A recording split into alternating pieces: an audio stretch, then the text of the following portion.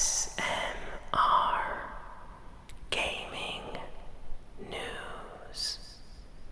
Greetings,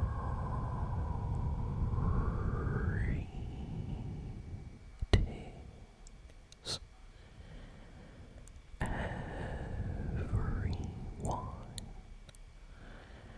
and welcome to ASMR Gaming News.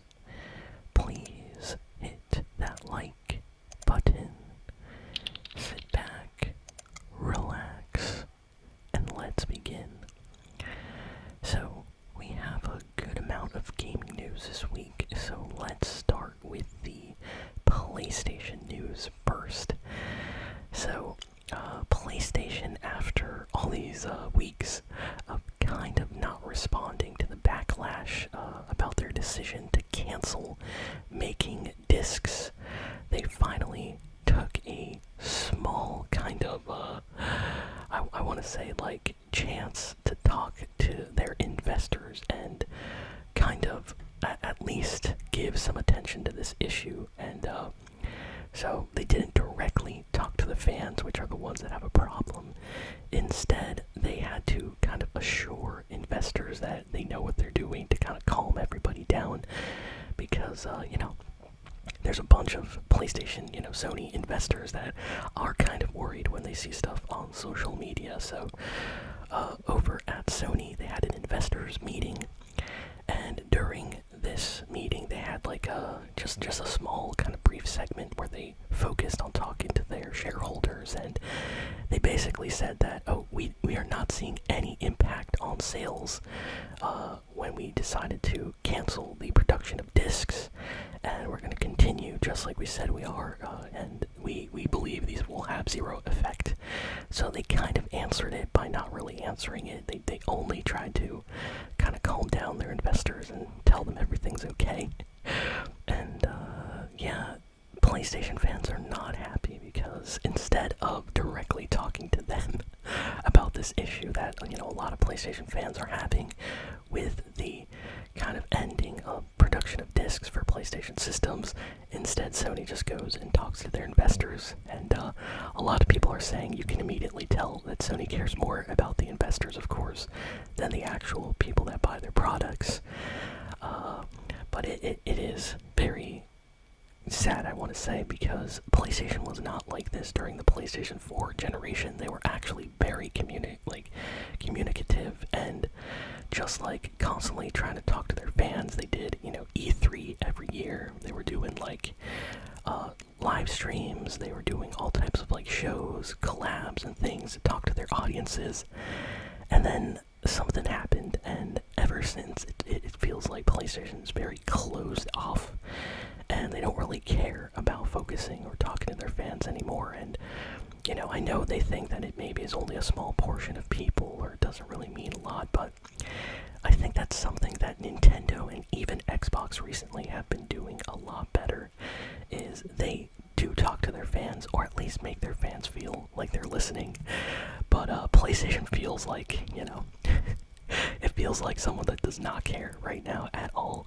And as a PlayStation fan, that does feel a little bit sad that if I have something to say about PlayStation, they don't care, they won't listen, they won't even answer me. And that is not the PlayStation that I knew, last gen with the PS4. So a bunch of PlayStation fans not really happy with this new information that just came out this week. But PlayStation is extremely happy as a company. In fact, they released the numbers that the PlayStation 5 has sold worldwide over 95.3 million units. So almost 100 million PS5s have been sold. That is an insanely high number. So, you know what? That probably is the reason why Sony is super happy and does not really care about people complaining. They probably have so much money right now, they're like, nah, whatever, you guys can complain. But you know what? That is a lot of PlayStation 5s, so I'm very happy to see that number. A lot of people thought this gen was not going to be that good, but yeah, as it time has gone on, the PS5 has proven to be very, very popular, along with with a Nintendo Switch, of course, one of the most popular systems this generation. And then we got some news about Lego Astrobot collaboration set. So this is a rumor currently, but it seems like Lego is looking to collab with more brands, just like they did with Nintendo and Super Mario. And it seems like Lego is potentially going to collab with Sony on a PlayStation 1 Lego set and an Astrobot Lego set. Nothing has been confirmed yet, but it looks like something might be getting created for this kind of collaboration. So, you know what? If they make an Astrobot Lego, I'll probably buy it just to, put it together. That sounds like something fun to have on your desk, I liked Astrobot a lot. What a great game. Xbox put out some news about Gears of War E-Day. So this is the next big Gears of War game. They put out the times when the beta is going to be starting. You'll actually be able to participate in the Gears of War E-Day beta if you sign up. You can do that right now, actually. And then the game is releasing, and it's also going to be on Xbox Game Pass. I believe you have to be on one of the special tiers of Xbox Game Pass, though, like one of the higher levels to get access to the game. But yeah, just like with the recent Halo game that just came out, Gears of War E-Day is also going to be an Xbox game, so Xbox Game Pass game as well. That's what I meant. So yeah, finally some more Gears of War. This is coming out really, really soon, so very excited for that.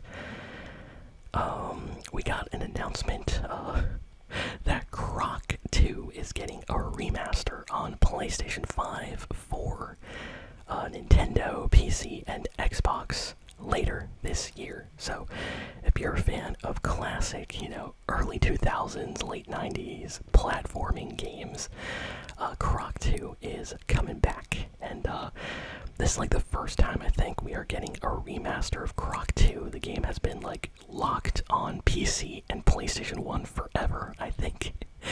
So looks like the company is finally bringing this game to modern systems. So if you never played this game, you might want to check it out. It's one of those simple but charming early like platformers from like the early 2000s. So nice to see them making a remaster of that with some extra content and stuff like that. I'm sure the graphics will be enhanced since it's a remaster. Nintendo just announced that they are bringing 2 canceled, never-before-released Virtual Boy games to the Nintendo Classic kind of virtual console on the Switch. So if you have a Switch 2 and you are part of the subscription service, they're going to bring 2 canceled, never-before-released Virtual Boy games onto the service next week. And that is not all.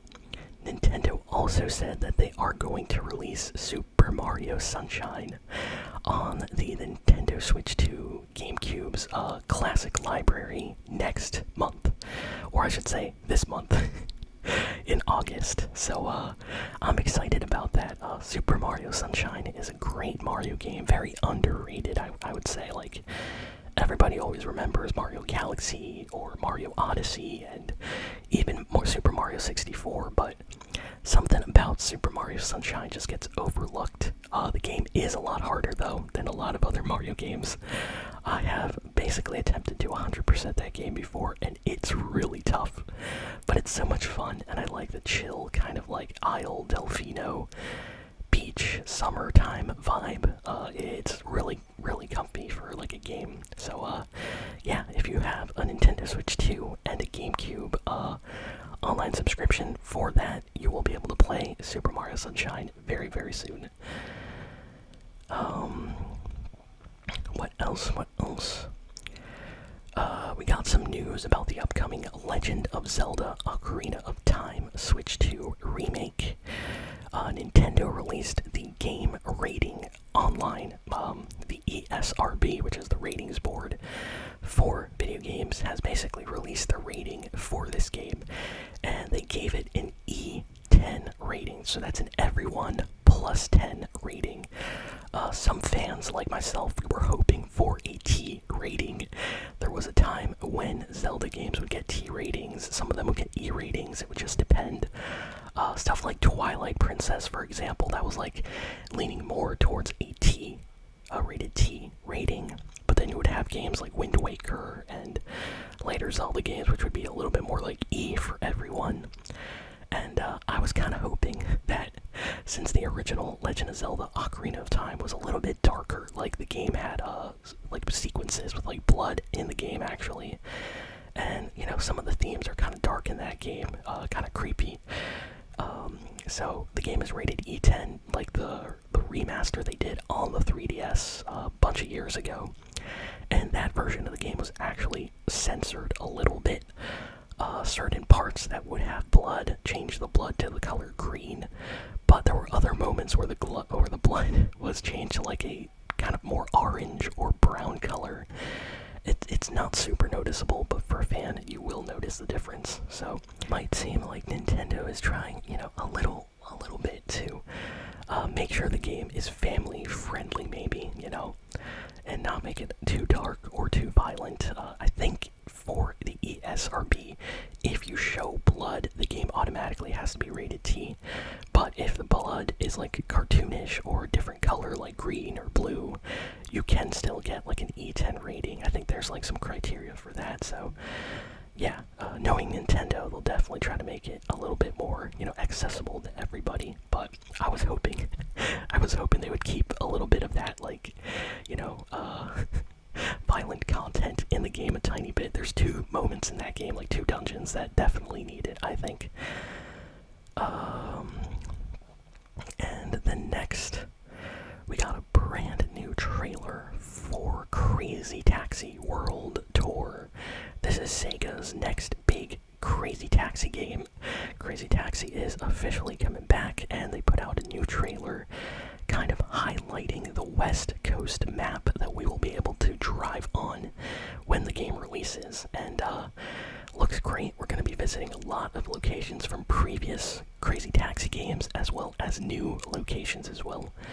So these games are always so much fun to just jump in, play around for a bit. So I'm excited. I really hope Crazy Taxi does well when it comes out.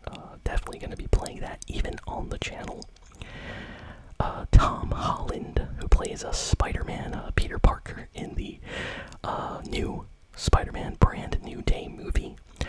He was recently interviewed, and during the interview, they basically asked him if he played any of the Spider-Man games and things like that, and he said he did.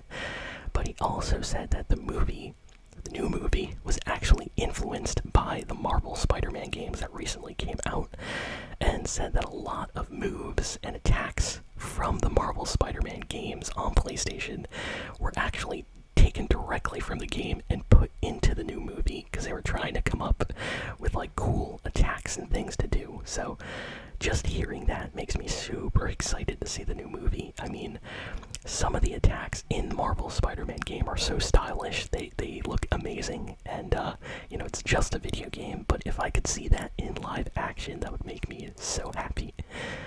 As a Spider-Man fan, I always love seeing, you know, Spidey's like just like insanely stylish moves, so I would love to see something like that, you know, in the new movie. What else? Capcom said in a recent statement that they're basically looking to release a new Resident Evil game every single year. And they said that their strategy is to release like a remake of an older game, and then the year after that release a new game, and that this helps maintain development kind of down, so that one team can focus on remaking a game and another team can focus on making a brand new title, and that they don't want a year to pass without a new RE game coming out. So that's why it feels like every year we get, you know, a new Resident Evil. We get like Resident Evil 2 Remake, and then we get like new Resident Evil and RE4 Remake, and you know, now we basically get one like every year, so that's awesome. I like to finally hear them say that. It has been revealed that the ending of the new Halo game that just came out, the remake of Halo 1, it's been doing very well in terms of sales on Xbox especially. At the end of the game, this is kind of like a spoiler a little bit, so if you want to skip ahead like 30 seconds you can. But it's been revealed that at the end of the Halo campaign evolved legendary ending, so you had to play on legendary mode. There is a teaser for a Halo 2 remake, and that it's currently in development. So fans immediately noticed that and posted that everywhere online. So yeah, looks like Halo 2 remake is happening very, very soon. At some point, they're already working on it. We got official confirmation that the next God of War game, where we'll be playing as Kratos' wife, will be launching on the 16th of February 2027. So this is the next big kind of God of War title. This is not a spin-off game, even though it's slightly, but it's still considered like a main series title. And yeah, it's releasing 16th of February next year. So, you know, that's a couple of months away, not too bad. What else do we have? I'm trying to go through all the big news. But let's see. Assassin's Creed Black Flag Resynced, which is the remake of Assassin's Creed 4 or Black Flag, apparently outsold every single Ubisoft expectation. They had expectations like set for the whole year, and the game already outsold all of them. Apparently insiders are saying Ubisoft is extremely pleased with the sales and are very surprised that this amount of people love the fourth game so much. So I think this means that Ubisoft is probably going to remake some of their older games. People are already saying maybe Assassin's Creed 2 potentially, or you know, maybe we'll get like Brotherhood or one of the other games remastered or remade in the same way. And let's see. We basically have like one big final piece of news here, which is from Dan Houser. Dan Houser is one of the co-founders of Rockstar, which is awesome, and was recently interviewed, I believe, on IGN, if I remember right. He was being interviewed by one of these, you know, gaming like websites, and in the interview, he basically was questioned like, hey, what do you think about GTA 6 and PlayStation right now? Like, apparently fans want games on disc, and companies are only giving games digitally, like the new GTA 6. And Dan Houser basically came out and said like, hey, if fans want physical discs, companies should try to meet that expectation and sell physical discs. That's how it works. You know, somebody wants something, then you try to sell them something. And, you know, he said he understands why digital is easy. He has digital games as well. But he says, hey, if a lot of people want something, it's kind of silly not to give them what they want. So I kind of like that answer. A lot of people did as well, so they kind of praised him for that this week. Dan Houser no longer, you know, works at Rockstar. He helped co-found the company. He was involved with a lot of the early GTA games and stuff at Rockstar, but I think he left after GTA 4 or 5 or something like that. You know, he's no longer there anymore, but you know, he still is co-founder, so what he says is still important. And yeah, that's all the big news for the week. So thank you all for listening, for watching. Please be sure to like, comment, share, and subscribe, and I'll see you all next time. So long and farewell.